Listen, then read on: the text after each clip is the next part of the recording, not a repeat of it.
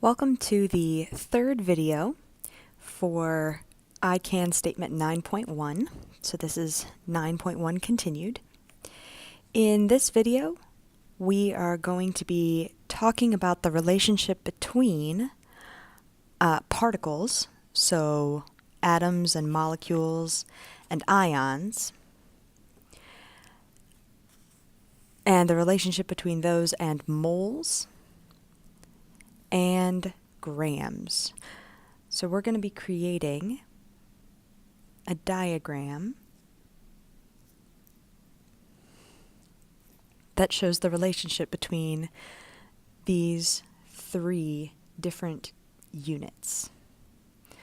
And this video is going to show you a couple of examples of how you can use these relationships as conversion factors in order to figure out how much of an atom or molecule is present in a particular substance and vice versa.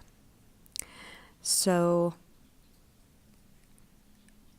what's important to note is that moles are in the center of this diagram. So anytime that you're going to convert from particles like atoms or molecules to grams, you have to go through the mole. You can do a one-step conversion to convert from particles to moles. You can do a one-step conversion to convert from moles to grams, but to go from particles to grams, you need to go through the mole.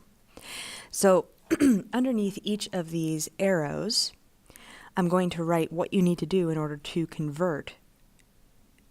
So to go from atoms or molecules to moles, you have to divide by Avogadro's number, divide by 6.022 times 10 to the 23rd.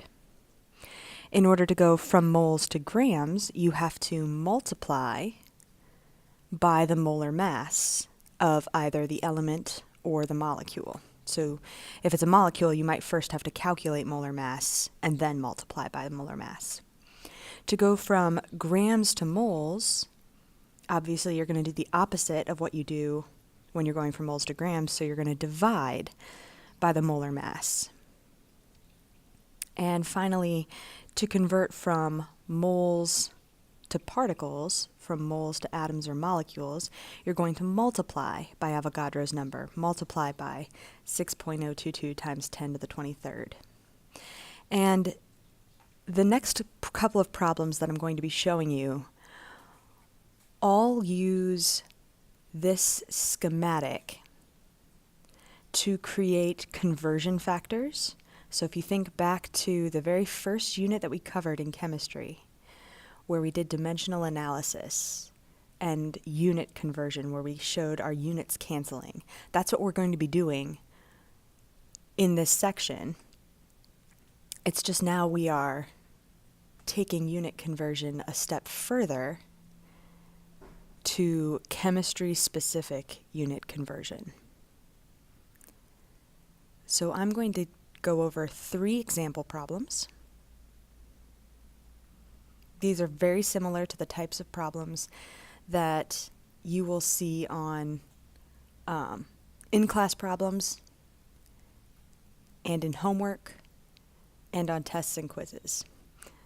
And there are a variety of types of problems like these. I'm just going to show you 3 examples. These are not by any means the only types of examples out there.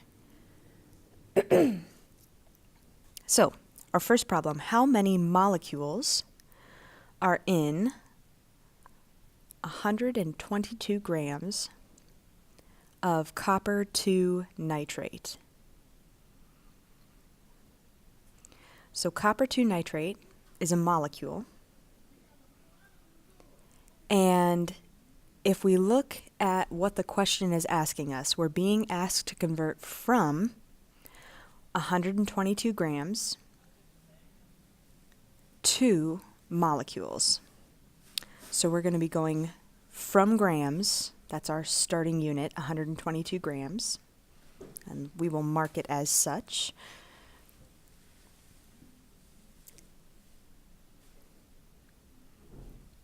and we are converting from grams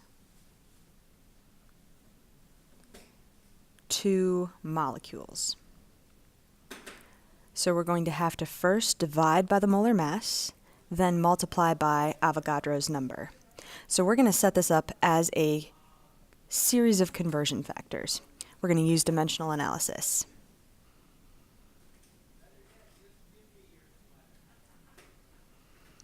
So I'm going to take my starting unit,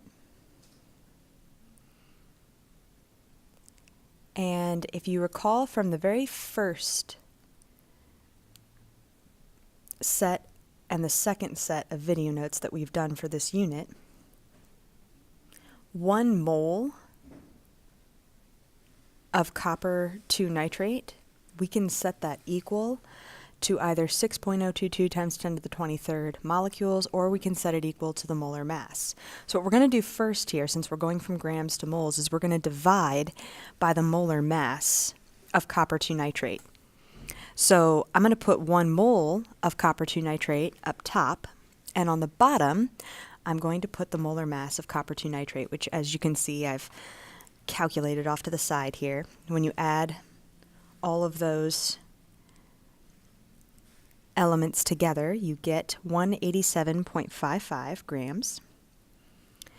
So grams are going to cancel, and we're left with moles of copper 2 nitrate, but the question was how many molecules, not how many moles, are in 122 grams. So we're going to have to multiply now by Avogadro's number. So on the bottom, I'm going to put what I want to cancel, 1 mole of copper 2 nitrate. And we know that 1 mole of copper 2 nitrate is equal to 6.022 times 10 to the 23rd molecules. So we're going to put that on top. Moles are going to cancel.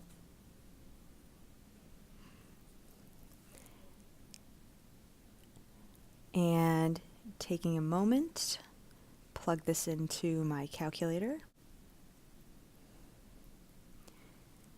And we should have 3 significant figures in our final answer, because we had 3 significant figures in our starting unit, 122. So you should get 3.92 times 10 to the 23rd molecules of copper 2 nitrate.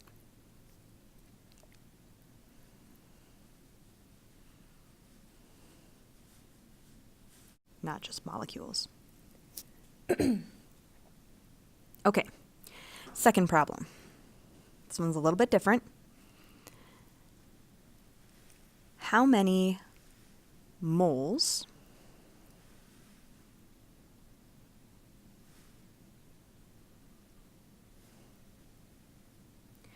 are in 98.3 grams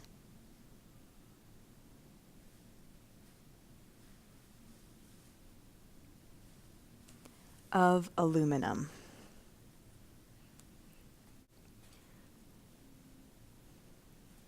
So in this question, we're being asked to convert from 98.3 grams, that's our starting unit, to moles.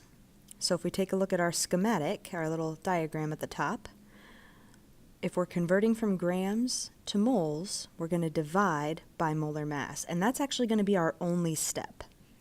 This is going to be a one-step problem. So we're going to start off with our starting unit, 98.3 grams of aluminum. And then I need to divide by the molar mass, but I'm going to set it up as a conversion factor. So I'm going to put 1 mole of aluminum on top, and the molar mass of aluminum, according to the periodic table, is 26.98 grams.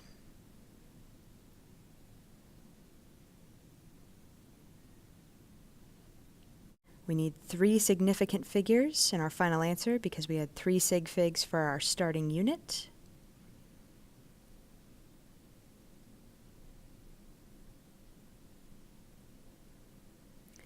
And you should get 3.68 moles of aluminum.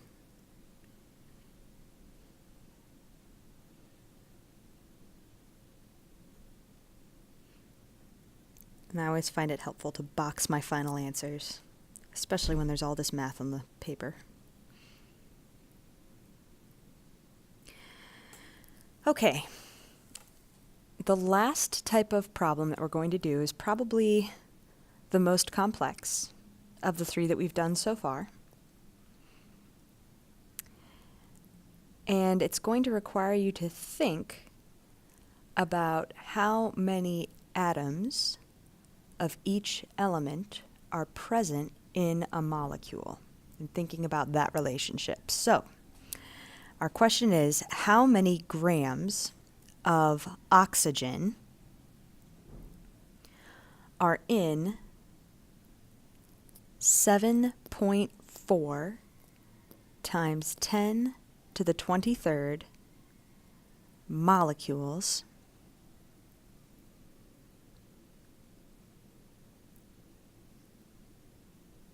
of silver nitrate?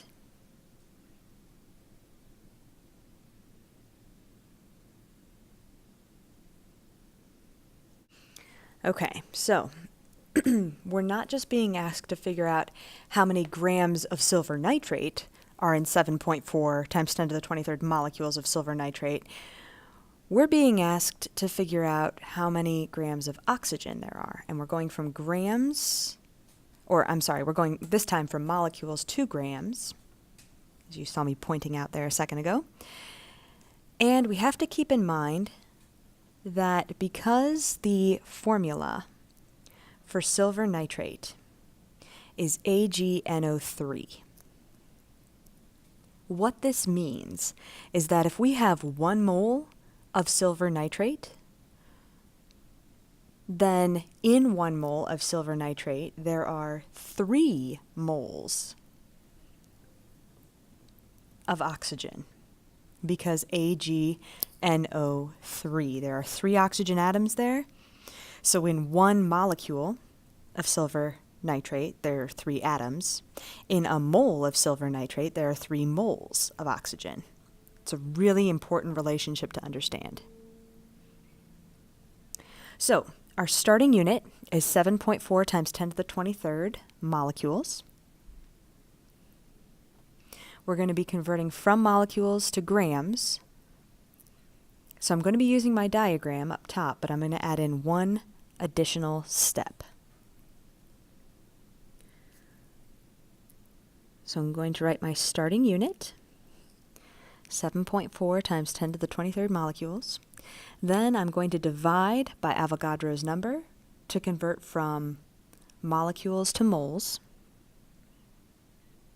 Go to mole, go to mole, go to mole. If you're ever confused about what your first step should be, convert whatever you're working with to moles. So, in 1 mole of silver nitrate, there are 6.022 times 10 to the 23rd molecules of silver nitrate. Then, in my next step, I'm going to write the relationship between oxygen and silver nitrate, because the final answer should be grams of oxygen. So I know I have to get to moles of oxygen. So in 1 mole of silver nitrate, there are 3 moles of oxygen.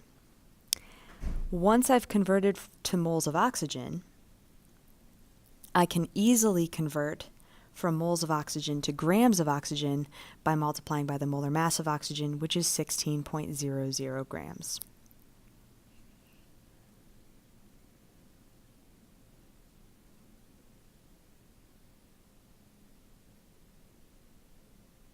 Cancel my units. And let's plug this into the calculator. 7.4 times 10 to the 23rd divided by 6.022 times 10 to the 23rd times 3, because there's 3 moles of oxygen and 1 mole of silver nitrate, times 16. And with the proper number of sig figs, I get 59 grams of oxygen.